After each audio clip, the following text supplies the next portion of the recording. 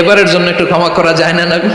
বিশ্বনবী বলেন আতাশফাউ ফি হাদ্দিম মিন হুদুদিল্লাহ, তোমার এত বড় সাহস উসামা, তুমি আল্লাহর হাদ, আল্লাহর দেয়া বিধান, এটার ব্যাপারে সুপারিশ করতে এসেছো?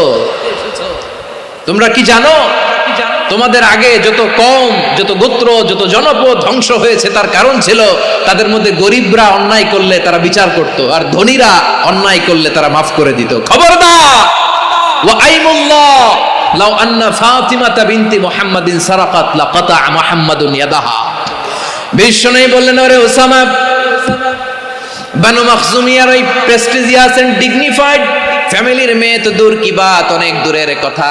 জেনে রেখো ওসামা, আমার কলিজার টুকরা নয়নের পুটুলি ফাতেমাও যদি মক্কার জমিনে আজকে এই চুরির দায়ে ধরা পড়তো, আমি বিশ্বনবী মুহাম্মাদুর রাসূলুল্লাহ ধরে ফাতেমার ডান হাতটা কেটে দিতে এক বিলম্ব দেরি করতাম না।